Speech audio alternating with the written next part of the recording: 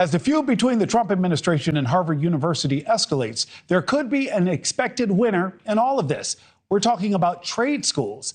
President Trump, writing on Truth Social, he is considering taking away $3 billion of grant money away from Harvard and giving it to trade schools all across our land. It comes at a time when enrollment for trade schools is increasing from just over 900,000 enrollees back in 2020 to surpassing 1.1 million last year. TV host Mike Rowe appearing on Cuomo saying that while investing in trade schools is a good idea, it can't stop there. There's nothing magical about trade schools. I love them, but they're great ones and okay ones and some that fall below, right? So what we need as a people, as taxpayers, is some kind of means testing. You can't just give money to schools any more than you can give it to any random person. In a binary world, give it to the trade schools.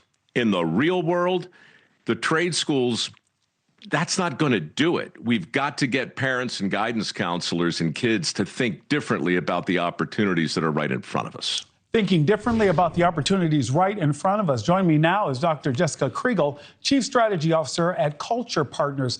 Dr. Kriegel, good afternoon. Do you agree with Mike Rowe, we remember him from Dirty Jobs, that there needs to be more of a strategy when it comes to investing in trade schools?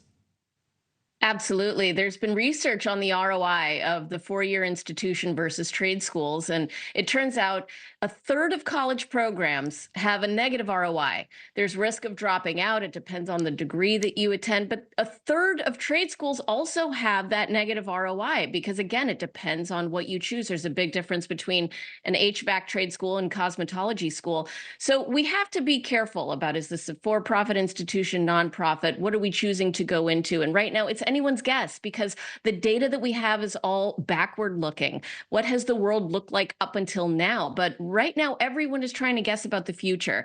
What is AI going to do to the future of work and the job market? And CEOs are scratching their heads about it. So imagine what an 18-year-old is thinking right now, trying to figure out where they can find job security and where they can find a future for their family. And not drop $30K a year for tuition, right? Why are we seeing this shift with younger generations towards enrollment in trade schools, Dr. Kriegel?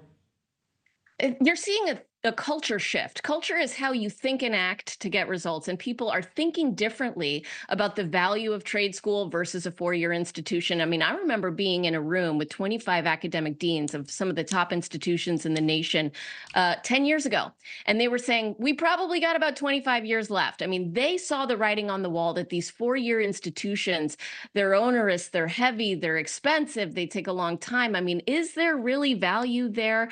A lot of CEOs 10 years ago said no. Companies like IBM dropped the degree requirement for their hiring. You don't need a four-year degree to do software sales, right? And so what do you need a four-year degree for? Do we really need to learn about photosynthesis for the third time? I mean, I think that's what a lot of people are asking, and it's a question they weren't asking before. And learning integers. I still have nightmares about integers, right?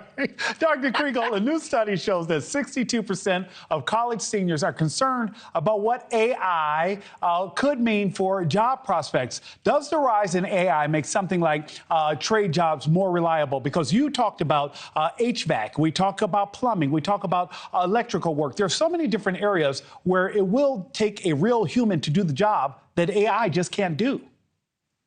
For the short term, right? I mean, however, last week my water heater broke and I used ChatGPT to walk me through fixing it. So that's one call that a plumber did not get because of AI. So it's already starting to shift. However, AI is definitely going to take the digital marketing specialist jobs before they take the plumber jobs, right? So there is a longer term difference there on what jobs I'm going to choose that are probably a safe bet for 10, 20 years. I mean, who knows? Robots will soon probably be fixing my electrical. Thank you for watching. Subscribe below and download our NewsNation app right now on your phone, and you will get fact-based, unbiased news for all Americans.